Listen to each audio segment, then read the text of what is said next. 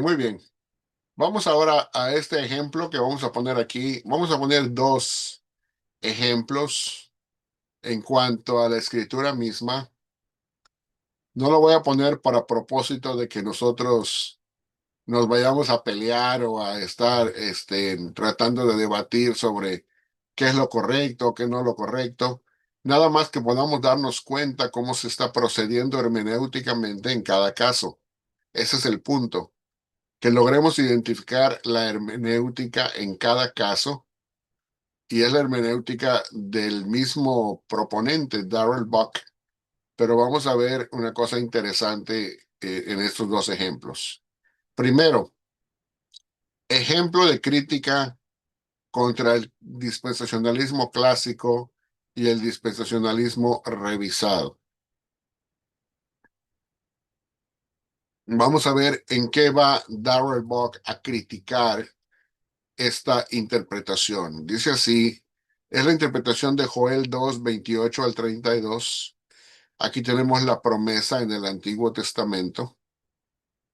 Recuerden que estamos hablando de la postura de Darrell Buck. No estamos hablando de la postura ni de dispensacionalismos clásicos ni revisados, sino cómo es que ellos son criticados por Darrell Buck con su progresivismo. Dice así, después de esto derramaré mi espíritu sobre todo ser humano y profetizarán vuestros hijos y vuestras hijas. Vuestros ancianos soñarán sueños y vuestros jóvenes verán visiones. También sobre los siervos y las siervas derramaré mi espíritu en aquellos días. Haré prodigios en el cielo y en la tierra, sangre, fuego y columnas de humo. El sol se convertirá en tinieblas y la luna en sangre antes que venga el día grande y espantoso de Jehová. Y todo aquel que invoque el nombre de Jehová será salvo. Ahora, este pasaje, en cuanto a su cumplimiento en el Nuevo Testamento, vemos como en el libro de Hechos capítulo 2, 16 al 21, lee de esta manera y dice así, pero esto es, fíjense cómo dice la frase, esto es lo dicho por el profeta Joel. En los postreros días, dice Dios, derramaré de mi espíritu sobre toda carne. O sea que viendo el evento de lo que acaba de pasar en aquellos que están en el aposento alto, y viendo lo que acaba de ocurrir con el suceso de las lenguas y todo lo que acaba de pasar y el derramamiento del Espíritu Santo como acontecimiento, como un evento, cuando Pedro habla, dice, esto es lo dicho, o esto es el cumplimiento de lo dicho por el profeta Joel. En los postreros días, dice Dios, derramaré de mi espíritu sobre toda carne. Veamos ahora el punto aquí. Dice así, ejemplo de crítica contra el dispensacionalismo clásico y el dispensacionalismo revisado. Según el dispensacionalismo clásico y revisado, hay una similitud y no un cumplimiento. ¿Qué decían los dispensacionalistas clásicos y el dispensacionalismo revisado? Bueno, decían, sí, el libro de Hechos dice esto es, pero para nosotros no es el cumplimiento de la profecía, sino solamente algo similar, algo parecido a como cuando se vaya a cumplir la profecía en el futuro. O sea que el verdadero cumplimiento y el verdadero derramamiento del Espíritu Santo para los clásicos y los revisados nunca ocurrió en el capítulo 2 de Hechos, sino que todavía esperaba su verdadero cumplimiento en el futuro y también sobre el pueblo étnico de Israel.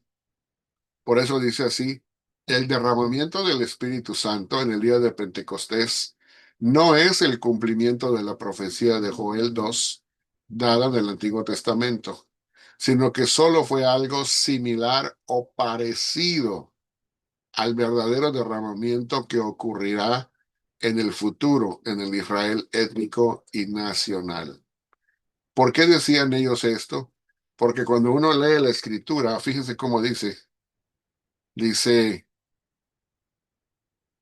también sobre los siervos y las siervas derramaré de mi espíritu en aquellos días, verso 30.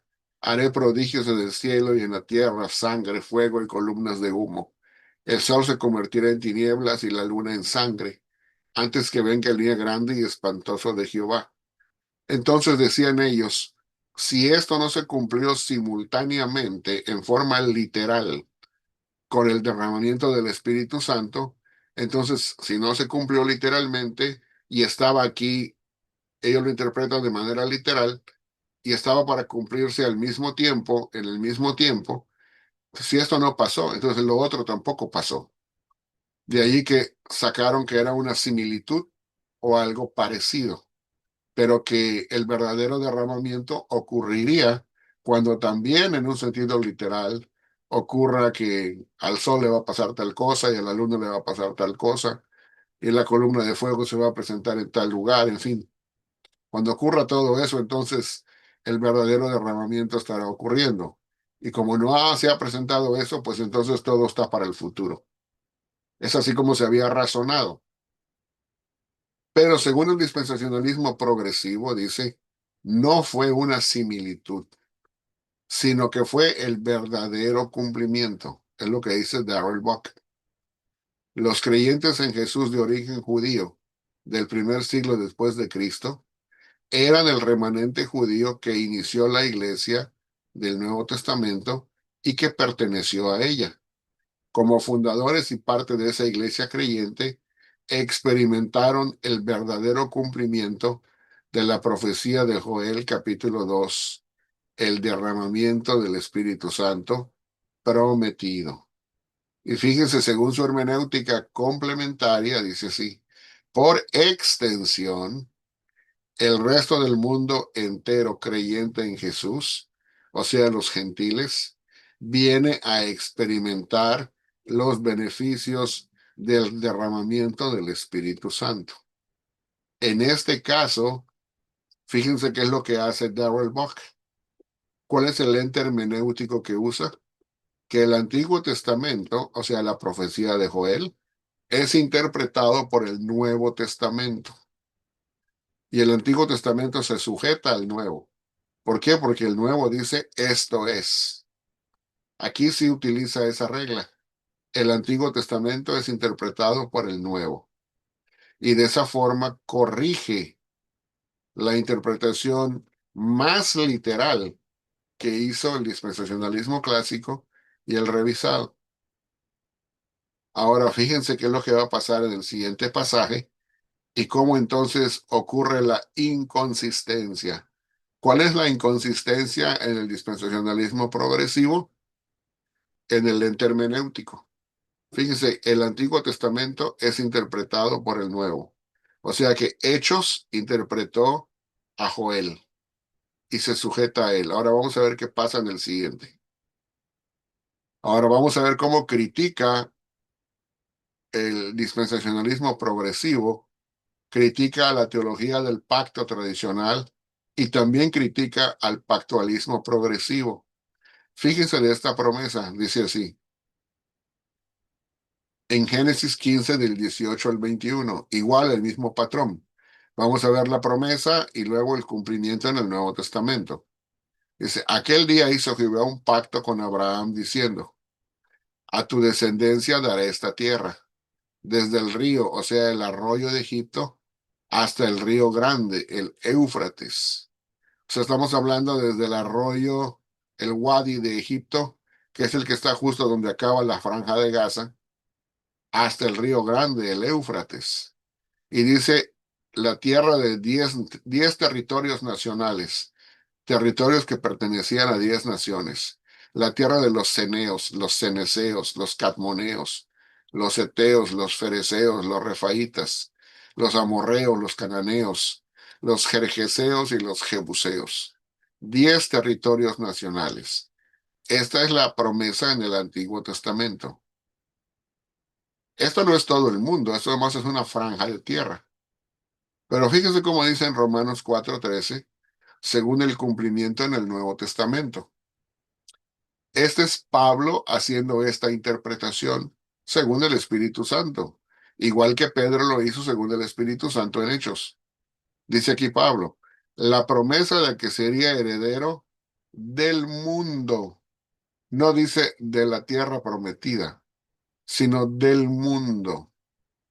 O sea que aquí Pablo lo que da a entender es que la tierra prometida del Antiguo Testamento que ocupaba esa franja territorial, en el Nuevo Testamento se cumple con el entendimiento de que era una figura o una tipología en el Antiguo Testamento y que aquí se refiere a todo el mundo, a todo el planeta. O sea que la figura de la tierra representaba o simbolizaba a todo el mundo. Fue dada a Abraham o a su descendencia, no por la ley, sino por la justicia de la fe. Y acá, para no equivocarse, dice que fue dada a Abraham o a su descendencia, para que nos demos cuenta que es la misma promesa que está aquí. Aquí le dice que el heredero sería un territorio, y aquí que el heredero sería, perdón, la herencia sería todo el mundo, todo el planeta. O sea, que una franja de tierra se convirtió en todo el planeta. Eso es lo que dice el apóstol Pablo. Pero Darrell Bock hace esto. Dice, ejemplo de crítica contra el pactualismo progresivo y la teología del pacto tradicional. Según el pactualismo progresivo, hay una tipología, como se los acabo de explicar. La tierra prometida a la descendencia física de Abraham, o sea, Israel, en el Antiguo Testamento, se convierte o transforma en el mundo entero en el Nuevo Testamento, todo el planeta, territorialmente hablando. Pero según el dispensacionalismo progresivo, no hay una tipología. O sea que regresa a una interpretación literalista, pero esa interpretación del tipo literalista es la misma que habría criticado antes, cuando corrigió él, como progresivista, a los clásicos, según Joel 2, con Hechos capítulo 2. O sea que lo que aplicó en Hechos no lo aplica aquí también, sino que cada vez que se refiere a Israel hace una exclusión. O sea, hay algo, hace una excepción y todo lo mantiene literal. Y dice así, la tierra prometida a la descendencia física de Abraham e Israel en el Antiguo Testamento no se convierte o transforma en el mundo entero, sino que continúa siendo el mismo territorio que tenían las 10 antiguas naciones mencionadas en Génesis 15 y que recibirán en el milenio. Ahora la pregunta es, ¿por qué en el ejemplo anterior sí utilizó lo que dice allá, la equivalencia? Digo, esta es la interpretación, pero aquí es lo mismo que está diciendo Pablo. Esto es herederos del mundo, pero aquí no lo acepta porque su sistema teológico no lo acepta, porque ya tiene una idea preconcebida desde mi muy manera particular de ver. Puede ser que yo me equivoque, no soy infalible, pero lo que yo veo en mi análisis es que él no fue consistente. Y cada vez que se trate del pueblo de Israel, siempre hace esa excepción. Pero en la Biblia no se pide que se haga excepción a la hora de interpretar. Por eso dice aquí, por extensión, según su hermenéutica complementaria, el resto del mundo entero pasa a ser la herencia que recibirán todas las naciones gentiles. No Abraham y su descendencia, el Israel étnico, sino todas las naciones gentiles que hayan sido salvas por la fe del Mesías. O sea que dice, está bien que todo el planeta sea la herencia para los gentiles, pero la franja de tierra de aquellas 10 naciones no va a cambiar literalmente en el Nuevo Testamento. Cuando llegue el milenio, esa franja de tierra se la tendrán que dar al Israel étnico. Él allí revierte el sistema del ente interpretativo y dice así el ente hermenéutico. Ahora el Nuevo Testamento es interpretado por el Antiguo y se sujeta a él. O sea, aquí revierte el ente interpretativo y cuando se trata de Israel, no hace lo mismo que hizo para el nuevo pacto y para el Espíritu Santo. Cuando se trata de Israel, cambia el orden y hace que el Nuevo Testamento se sujete al antiguo, al significado que tenía del antiguo. Entonces ahí vemos una inconsistencia hermenéutica. Y dice así, para acabar tenemos esta cita que dice el dispensacionalismo progresivo según Darrell Buck. Los dispensacionalistas progresivos defienden cuatro ideas clave que sirven de filtro hermenéutico. Primero, Dios cumple inicialmente sus promesas del Antiguo Testamento en la simiente suprema Jesucristo, el gobernante abrahámico y davídico, que cumple las promesas salvadoras tanto para los judíos como para los gentiles.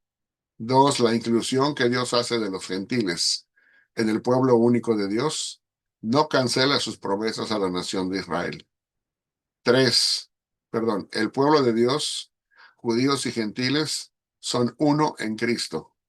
Y cuatro, Dios restaurará a la nación de Israel en el futuro. No solamente significa esto la salvación de Israel, sino restaurará a la nación política de Israel en el futuro.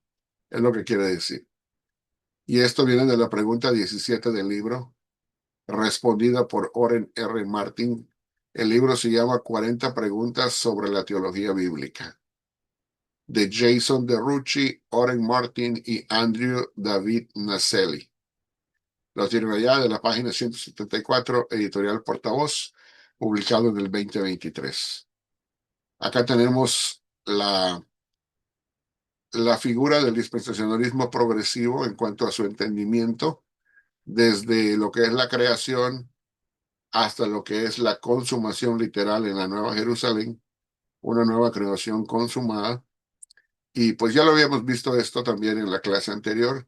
Aquí lo incluí para que lo repasen. Y la pregunta es, ¿alguna pregunta sobre el filtro hermenéutico del dispensacionalismo progresivo? Sobre todo en base a los dos ejemplos que vimos en cómo se aplicó la hermenéutica a la escritura, comparando una promesa y su cumplimiento en ambos casos. ¿Alguna pregunta sobre el filtro hermenéutico del dispensacionalismo progresivo? Y con eso, pues, vamos a los comentarios y las respuestas finales. Y con eso, pues, vamos concluyendo la clase.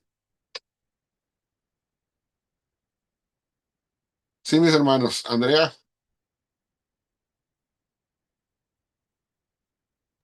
Profesor, ¿cuál sería la diferencia del amilenialismo y el dispensacionalismo progresivo? Porque le encuentro algunas cuantas similitudes. Entonces, ¿cuáles serían sus diferencias puntuales? Bueno, la parte más básica de todo esto es que el amilenialismo nada más es una postura sobre el tema del milenio. El dispensacionalismo progresivo es su sistema teológico que abarca todo el tiempo descrito o cubierto en la historia de la salvación que se encuentra en la Biblia. Eso incluye un milenio literal. O sea que después que tenemos las 7 dispensaciones, teniendo la última como la dispensación de la iglesia, viene una octava dispensación, si así lo quiere llamar, que sería el milenio literal, 1000 años sobre la tierra, en la postura dispensacionalista progresiva. En el amilenialismo no existe ese milenio de tiempo sobre la tierra. No existen esos 1000 años, sino que en el amilenialismo lo que pasa es que el de la época de la iglesia, ya sea que haya en el futuro o no haya tribulación de unos últimos 7 años, independientemente si la hay o no la hay, y cuánto tiempo tarde esa tribulación. La diferencia es que justo cuando acabe la segunda venida de Cristo, empieza la eternidad inmediatamente y no hay un milenio entre medio. Esa es la gran diferencia entre el amilenialismo y el dispensacionalismo, ya sea progresivo o de cualquier otro tipo. que en el amilenialismo no hay milenio físico y en el dispensacionalismo progresivo sí hay milenio físico. ¿Sí me di a entender? Sí, profe. Gracias. ¿Cómo no? Melvin, Profesor Ben, corrobóreme mi hermano si estoy equivocado, pero entiendo que el dispensacionalismo progresivo entiende que Hechos capítulo 2 se cumplió, perdón, que Joel capítulo 2 se cumplió en Hechos capítulo 2, ¿no? Donde los primeros, es lo que el dispensacionalismo progresivo afirma. exactamente, pero el dispensacionalismo dispensacional, digamos, B clásico o el normal de Schaeffer, entiende de que esta profecía se cumple o se está cumpliendo ahorita, ¿no? O sea, esa es la gran Bueno, diferencia, ¿no? el clásico y el revisado lo que dirían es que todavía no se ha cumplido. Oh, que no se ha cumplido. Ok, No, esa es ni todavía ahora, porque para que se pueda cumplir ese derramamiento, es un derramamiento que va a ocurrir cuando el pueblo de Israel en masa en el futuro se convierta. Ok, entiendo la diferencia. Gracias, Y profesor. no es que uno aquí, otro allá y otro por allá se van convirtiendo y ese es el cumplimiento de la profecía, no, sino que es un evento escatológico justo antes de la segunda venida de Cristo, cuando el Israel étnico se convierte en masa y entonces el derramamiento del Espíritu Santo ocurre en esos judíos que se convierten en masa para el futuro. Y eso es lo que los clásicos dirían, pero el progresivo diría, no, ustedes están equivocados en eso porque acá el Nuevo Testamento dice, esto es el cumplimiento, y se debe de interpretar de esa manera. Esa es la diferencia entre el progresivo y el clásico. Entiendo, profesor. Muchas gracias, mi hermano. Ujú. Sí, hermano, Hermano, sí, perdón, hermano, primero es que Jorge y luego Roberto. sí, lo que pasa es que como el dispensacionalismo clásico miran una cita, varias citas, va, pero en este caso dice Zacarías 11:12-10, y derramaré sobre la casa de David, sobre los moradores de Jehová, espíritu de gracia y de oración, y aquí lo aclara un poquito, lo faculta para el futuro, y mirarán a mí a quien traspasaron y llorarán como se llora. Ahora, este pasaje y otros son los que ellos ven en el futuro, porque realmente lo enlaza con que llorarán a mí a quien traspasaron, haciendo alusión a algo futuro y ese derramamiento global en el pueblo de Israel que no se ha dado en Israel hasta el momento. En eso es lo que mira el dispanismo clásico, ¿verdad?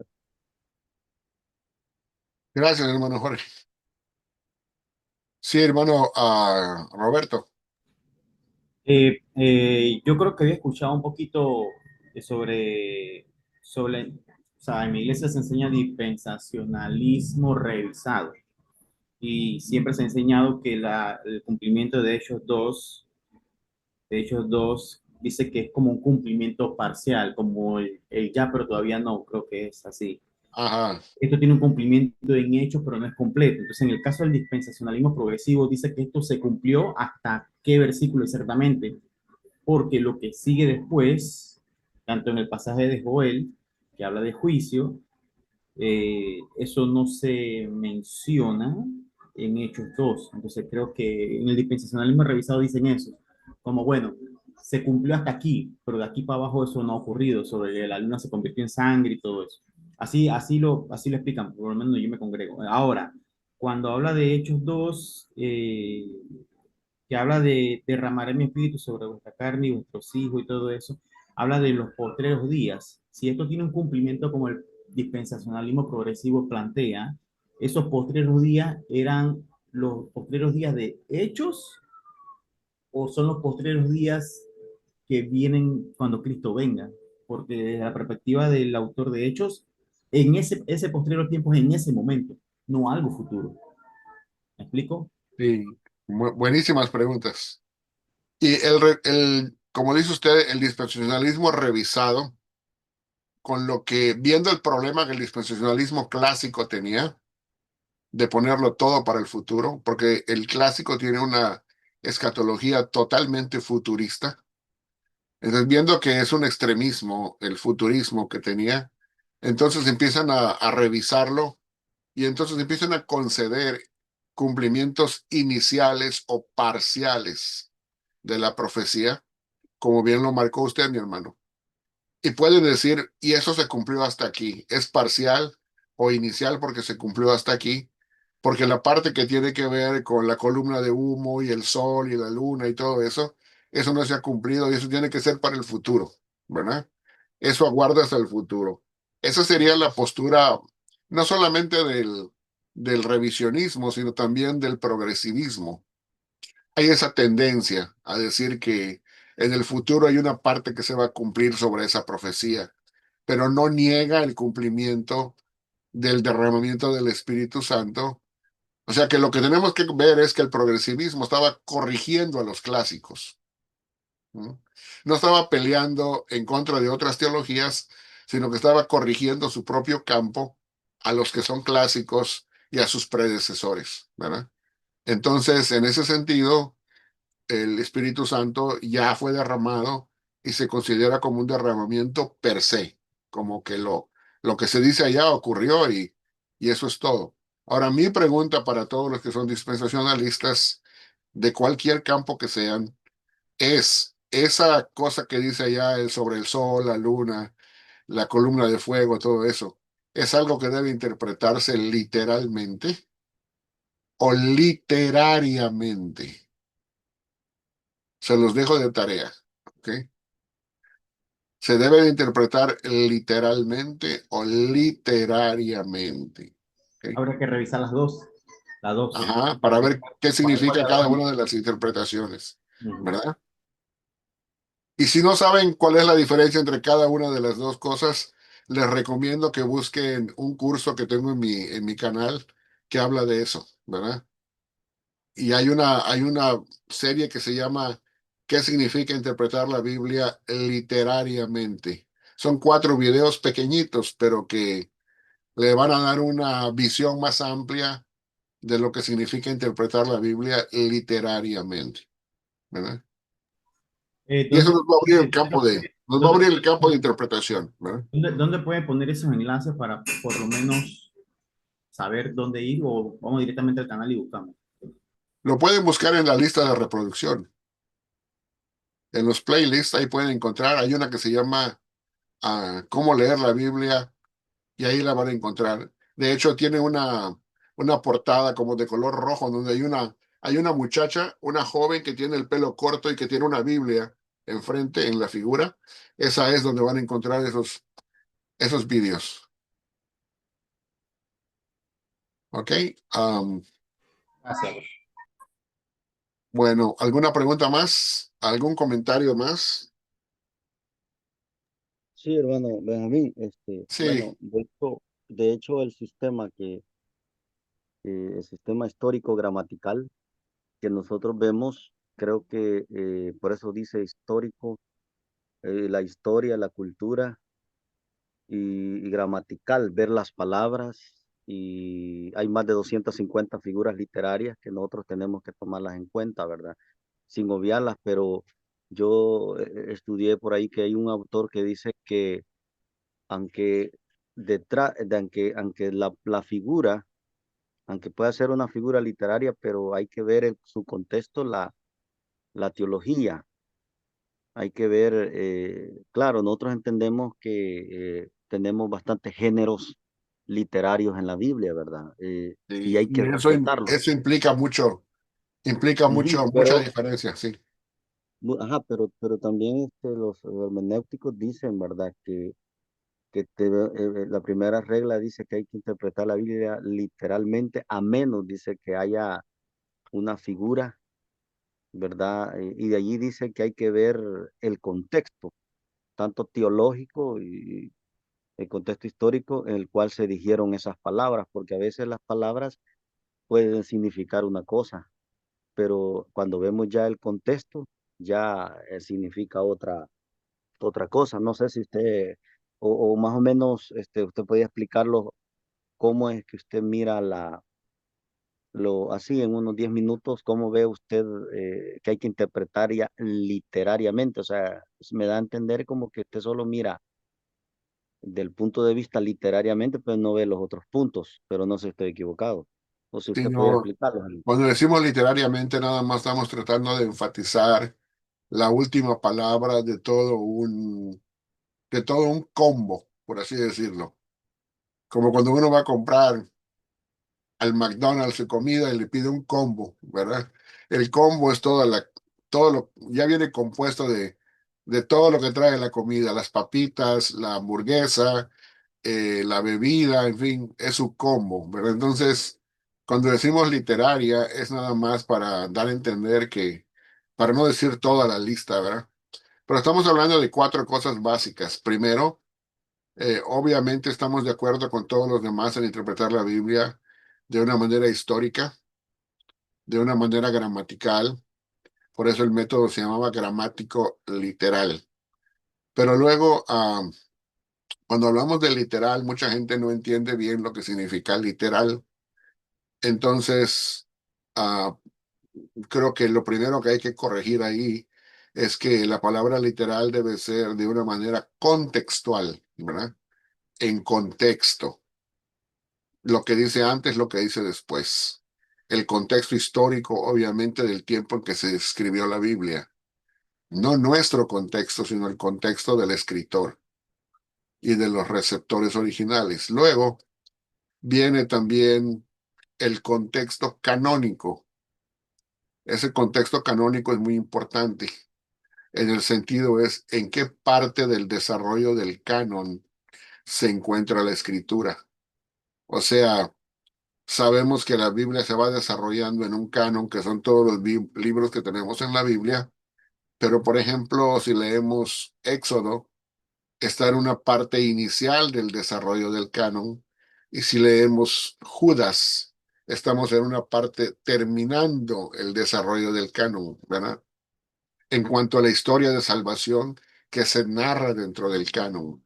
Pues tenemos que tener en cuenta eso, en qué parte de la revelación progresiva se encuentra el pasaje que estamos estudiando. A eso le llamamos canónico. O sea que cada sección tiene una teología importante, teología del Antiguo Testamento y teología del Nuevo Testamento. Y dentro de cada uno de esas secciones viene la teología del Pentateuco, luego viene la teología de los históricos, la teología de los sapienciales, de los proféticos, y así por secciones, cada sección trae su propia teología.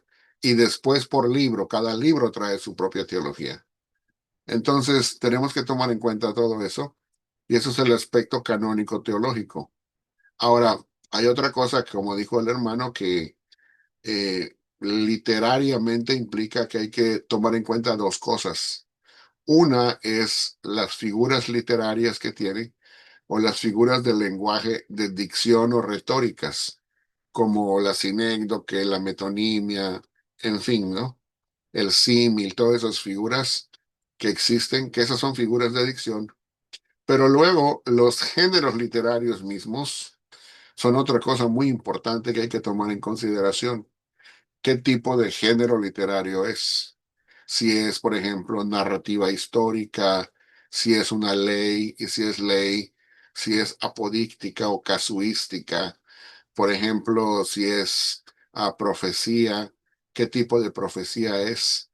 Porque no toda la profecía es predictiva, que predice el futuro, sino que hay profecía exhortativa, que es una exhortación al pueblo de Israel a volver al pacto bajo el cual se encuentra el pueblo. En fin, y así hay género sapiencial.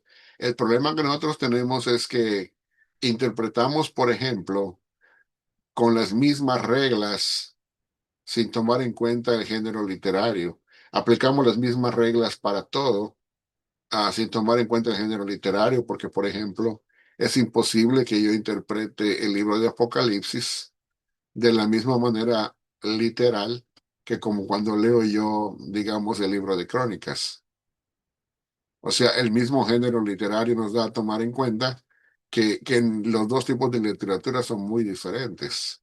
O como cuando yo estoy leyendo el libro de Lamentaciones, que es netamente histórico, pero al mismo tiempo está escrito en poesía. Entonces, ¿cómo interpretar algo que realmente ocurrió, que es histórico, pero que está lleno de figuras de dicción? Porque es escrito en forma poética y no en prosa. Entonces, todo eso hay que tomarlo en consideración a la hora de interpretar la Biblia. Y eso significa interpretar la Biblia literariamente, como si fuese cualquier otro libro de literatura en cuanto a eso. Pero eso no significa de que dejemos de creer en la inspiración bíblica. O sea que siempre creemos en la inspiración bíblica y precisamente porque creemos que es un libro inspirado por Dios y que es la palabra de Dios que merece toda nuestra seriedad en cuanto al estudio. Creo que fueron menos de 10 minutos. Sí, ok, claro, nosotros entendemos que detrás de una figura, por ejemplo, en Apocalipsis hay un evento histórico o hay algo, como por ejemplo cuando Apocalipsis habla de la gran bestia, ¿verdad? De la bestia Ujú. que sale del mar. No, no vamos a pensar que porque yo soy analista voy a pensar que ese es un gran animal que va a subir. No, no, claro, nosotros entendemos que ahí hay un símbolo, pero detrás de ese símbolo hay un mensaje que Juan quiere dar, un Así es. personaje literal que viene. A eso me refiero yo, que detrás de una figura literaria, ya sea de la que sea, hay algo que Dios quiere mostrarlos de una forma literal. Sí, O ahora sea, yo creo que es ahí donde estamos. Digamos, le quiero hacer una recomendación, hermano Jorge. En lugar de que usted diga, hay una cosa literal, lo que quizás lo que sería una cosa más fácil de y más correcta de decir es, existe una realidad histórica, ¿verdad?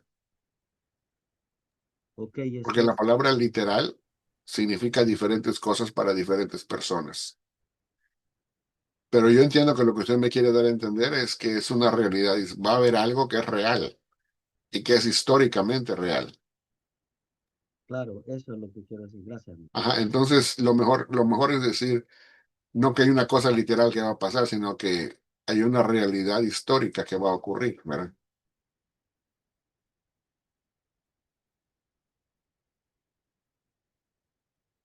Eso es todo. Estamos en lo mismo, nada más que necesitamos aclarar conceptos y estar de acuerdo en una terminología común, es todo.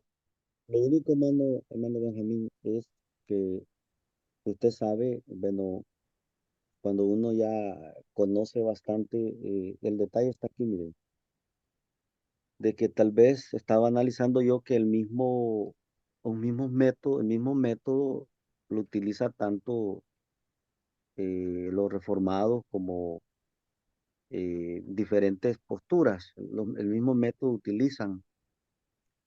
Lo que cambia es quizás ver los textos bíblicos con el lente en el cual yo fui enseñado, quizás, porque una persona que es de la iglesia presbiteriana, va a ver los textos bíblicos con el lente de sus confesiones, ¿verdad? Y, Entonces, y, y eso es una realidad, o sea que si yo me acerco al texto desde una perspectiva presbiteriana, voy a llegar con ciertas presuposiciones, pero lo mismo es verdad si me acerco desde el punto de vista pentecostal o si me acerco desde el punto de vista cualquiera que sea, menonita, wesleyano, el que sea, adventista del séptimo día, o sea, voy a tender a leer la Biblia desde ese filtro, ¿verdad? ujú, Pero es ok, precisamente donde tenemos que hacer el esfuerzo. Y para eso les recomiendo que estudien y que vuelvan a repasar el curso, los dos cursos que yo tengo, los dos primeros, sobre exégesis y hermenéutica en el canal, que están bien detallados. El primero enseña el método inductivo de estudio y el segundo métodos de interpretación. Los dos son necesarios para tener una sólida base, ¿verdad? Y eso nos va a ayudar a aprender el sistema de interpretación y también a ir puliendo nuestras habilidades. y a ir unificando criterios en cuanto al lenguaje. Porque cuando Sí, ya utilizamos el mismo lenguaje técnico, ya sabemos a qué nos estamos refiriendo, ¿verdad? Sí, por ejemplo, en Mateo capítulo 24, versículo 25, pues Jesús dice allí, vea, que habrá tribulación, o no la vida, pues parece que dice de que las estrellas caerán del cielo como la higuera deja caerlos, y la luna y el sol no dará su resplandor. Yo siento yo que es cierto, podemos decir que Jesús posiblemente estaba utilizando una figura literaria de los profetas, ¿va? Porque eso mismo lo dijo Isaías, Así es. eso mismo lo dijeron los profetas, posiblemente tú, pero detrás de esa figura literaria, que el sol no dará su resplandor y las estrellas caerán, ya se sabe que el término allí no es que una estrella no, allí simbólico, son meteoritos o no sé, algunas piedras que hay en el espacio, pero detrás de esa figura literaria está un evento histórico que va a pasar, porque Jesús es el mejor escatólogo que ha habido, pues Jesús era el Hijo de Dios y la mejor profecía que pudo verlo dar de que acerca de Mateo 24, que se le llama el sermón escatológico de Cristo. Entonces ahí hay una figura que Jesús mencionó, pero detrás de esa figura hay un evento, hay un acontecimiento histórico que va a suceder en este mundo. Eso lo vamos a tener que dejar para otra clase porque ya se nos acabó el tiempo. Está bueno, ¿no? Está bueno. Excelente, Dios le bendiga. ¿Algún último comentario antes de despedirnos? Yo sé que se está poniendo buena la cosa, pero tenía una pregunta si hay, o sea, aparte del libro que estamos viendo de dispensacionalismo y teología del pacto, ¿hay otros, algunos similares? sí, mire, la otra cosa que les quería decir es, yo tengo una página de Facebook que se llama igual, Casa de Estudio Reino de Dios. Por favor, suscríbanse a esa página en Facebook, Casa de Estudio Reino de Dios. Así como el canal de YouTube tiene todos los vídeos, esa página de Facebook, hay una pestaña que dice archivos. Ahí van a encontrar todos los PDFs y otros materiales más que van allá incluidos para que los puedan descargar y estudiar más a profundidad cada clase. Se llama Casa de Estudio Reino de Dios y la pestaña es donde dice archivos. Una vez que logran entrar ahí, entonces ya pueden ver todo. Y mientras más bajen, más bajen, más bajen, la de más abajo es la que es la primera clase del curso. El primer curso que yo di es el que está más abajo. Y el Dice que último es privado curso, el grupo. ah, Es privado, dice. sí, póngale ahí solicitud y yo le voy a aprobar. Listo. Y entonces cada vez que hay alguna clase, no necesita esperar o pedirlo, nada más se mete allá y en los primeros días de la semana yo incluyo el material que estudiamos y así durante la semana usted puede ir. Y si está estudiando un video de los anteriores, de los cursos anteriores, puede ser desde aquí hasta 4 años. Puede bajar en la lista y ahí los va a encontrar los PDFs. Y ahí los puede descargar igual, ¿no? Muchas gracias. Todo eso es para que puedan ir siguiendo la parte escritural con la teológica, ¿verdad? Y ahí hay muchos materiales para que tengan el tiempo para entretenerse, más de lo que necesitan. Bueno, pues me da mucho gusto. ¿Alguna pregunta final? Eduardo, Pastor Arnaldo, hermana Paulina, la hermana ah, Pris Martínez, hermana Angélica. Antes de despedirnos, nos quedan 5 minutos a lo más. Aprovechémoslo.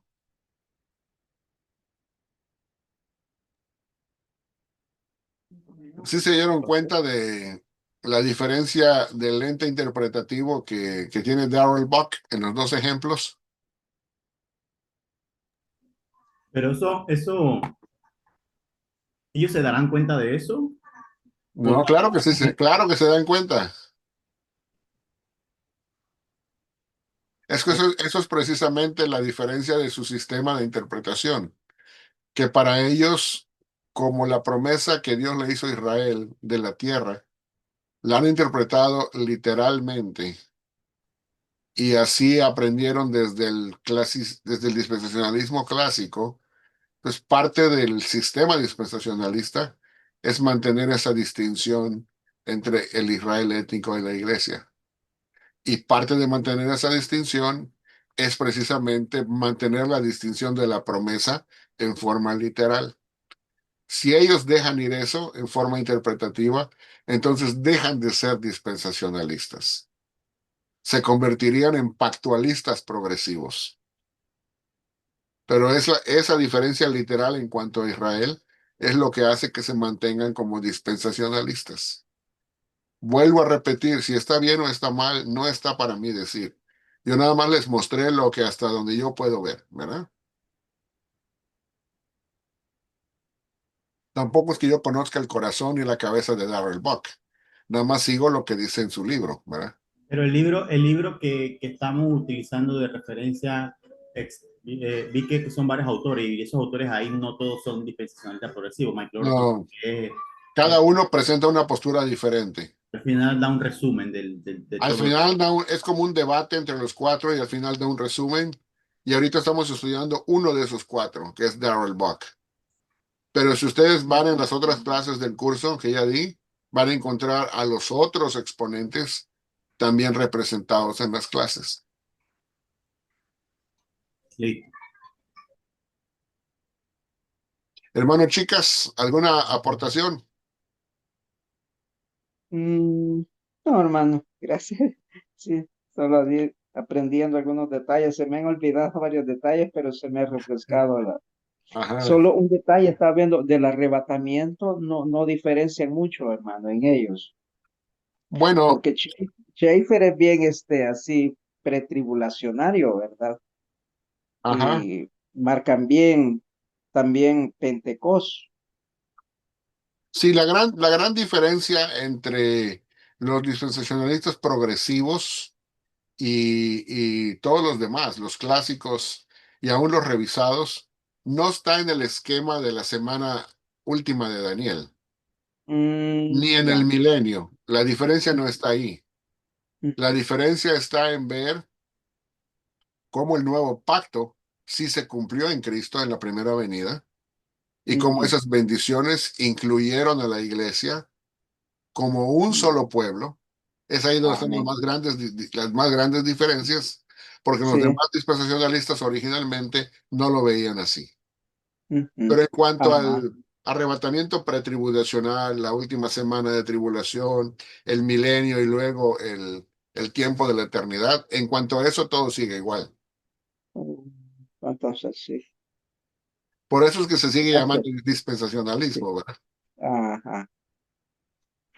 El- Gracias, la hermano. progresión va en cuanto al nuevo pacto, en Ujú. cuanto a la inclusión de la iglesia como un solo pueblo de Dios y en cuanto a la escatología inaugurada, en lugar de que sea una escatología futurista. O sea, ellos ya no hacen como así, como hace Schaeffer, que marca bien así, detallado, bien sistemático, que ahorita el trato de Dios es con la iglesia, pero Israel no. No, Se el recuerda. dispensacionalismo progresivo acepta de que Dios sigue tratando con Israel, Ah, entonces, sí. aún hasta el día de hoy. No masivamente, pero hay judíos que se van convirtiendo de uno a uno, aún en el tiempo presente. Y Oh, sí. ahí siempre sigue siendo Dios trabajando, ¿verdad? Está bien, va, es bien, se ve que es bien congruente en muchas cosas de las Ajá. escrituras en realidad. Y es bien edificante estos temas, la verdad, En hermano, cuanto a porque a esa veces la parte, yo no gente, tengo nada que decir, no hay ningún problema. sí, sí, gracias, hermano. Claro que sí. Bueno, mis hermanos, me despido de ustedes. Nada más les quiero decir que les voy a poner la notificación de cuándo va a ser la próxima clase. Por Amén. lo general es cada 15 días, pero debido a mi trabajo, no estoy seguro si lo voy a poder hacer de aquí a 15 días. Puede ser que sea de aquí a 3 semanas. Pero de todas maneras, Amén. cuando se vaya acercando el tiempo, yo les mando la notificación con la fecha, la hora porque también puede ser que tenga que cambiar en esa última clase que vamos a dar de este curso, que es la segunda parte del dispensacionalismo progresivo, porque hoy nada más cubrimos la mitad. Vamos a cubrir la otra Amén. mitad de la posición y y ya vamos a tener una última clase. Después de eso, entonces, vamos a entrar a un mini curso de 3 clases sobre la teología del nuevo pacto. ¿Ok? Ok. Bueno, entonces los dejo. Bendiciones. Cuídense. Bendiciones. Gracias por Amén. entrar.